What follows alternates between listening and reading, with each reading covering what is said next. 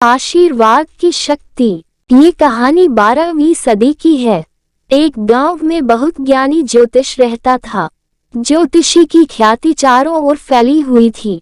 लोगों की जन्मपत्रिका कुंडली देखकर उनके आने वाले भविष्य में और दूर के भविष्य में क्या महत्व की घटनाएं घटने वाली है, इस बारे में सटीक भविष्यवाणी करता था। साथ ही साथ जीवन में आने वाली दुर्घटनाओं को टालने के लिए उपाय भी उन्हें बताया करता था।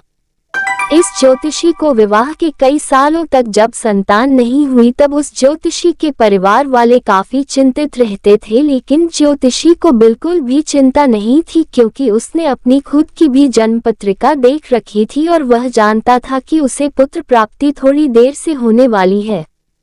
उसको विवाह के 10 साल बाद पुत्र हुआ। ज्योतिषी और उसका पूरा परिवार काफी खुश हो गया और इन 10 सालों में ज्योतिषी का नाम और भी ज्यादा दूर दूर तक फैल चुका था। वह सुबह शाम लोगों की कुंडलियां देखने में व्यस्त रहता था, उसे तनिक भी समय नहीं मिल पाता था।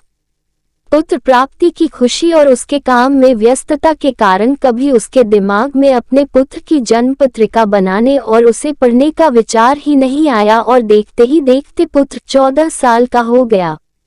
उस जमाने में 15 साल तक शादियां हो जाती थी, इसलिए अब ज्योतिषी के मन में भी अपने बेटे की शादी का विचार आया।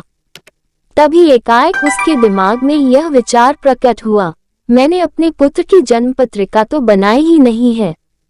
सबसे पहले मुझे उसकी जन्मपत्रिका बनानी पड़ेगी और देखना पड़ेगा कि उसका भविष्य कैसा होने वाला है, उसे कैसी पत्नी मिलेगी, कैसा काम वो करेगा और उसके जीवन में और भी क्या महत्वपूर्ण घटनाएं होने वाली है। बस विचार आने की देरी थी और अपने व्यस्त जीवन से ज्योतिषी ने समय निकाला और फटाफट अपने पुत्र की जन्म कुंडली बना दी। उसे ये देखकर आश्चर्य और दुख हुआ क्योंकि उसके पुत्र की कुंडली के हिसाब से उसका पुत्र 15 वर्ष का होते ही आधी रात में मर जाएगा। ज्योतिषी को अपनी लापरवाही पर बहुत रोना आ रहा था क्योंकि अगर वह पहले ही अपने पुत्र की कुंडली बना लेता तो उसे पहले ही इस बारे में जानकारी हो जाती और वह इस दुर्घटना को रोकने के लिए कोई उपाय कर सकता था। लेकिन अब उसके पास सिर्फ एक दिन का समय था क्योंकि एक दिन बाद ही उसका पुत्र 15 वर्ष का होने वाला था। उस एक दिन में ज्योतिषी अन्य किसी भी व्यक्ति से नहीं मिला और पूरा दिन एकांत में बैठकर सोचता रहा। उस दिन ज्योतिषी ने धर्म ग्रंथों को बड़े ध्यान से पढ़ा। जिस दिन ज्योतिषी के पुत्र का जन्मदिन था उस दिन ज्योतिषी ने उसको अपने पास सवेरे सवेरे बुलाया और उसे कहा कि तुम द्वार पर खड़े हो जाओ, जो भी मेहमान आने वाले हैं उन सभी के पैर छूकर का आशीर्वाद लो।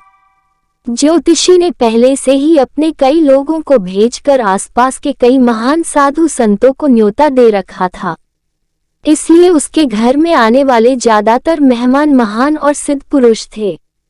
ज्योतिषी का पुत्र सबके पैर छूकर उनका स्वागत कर रहा था और वह सब भी उसे दीर्घायु और सुखी होने का आशीर्वाद दे रहे थे। कहते हैं कि उस जमाने में साधु संतों की वाणी में चमत्कारिक शक्तियां थी, उनके द्वारा दिए गए आशीर्वाद और श्राप कभी खाली नहीं जाते थे। ज्योतिषी ने अपने पुत्र को बचाने के लिए इसी बात का फायदा उठाया था और हुआ भी वैसा ही क्योंकि ज्योतिषी पुत्र बड़ी लंबी आयु जिया। दोस्तों, इस जमाने में साधु संत बड़ी मुश्किल से मिलते हैं, लेकिन अगर हम अपने बड़े बूढ़ों और माँ बाप की भी इसी भावना से सेवा करें और उनसे आशीर्वाद लेते रहे तो हमारा भी भला होने से कोई नहीं रोक सकता।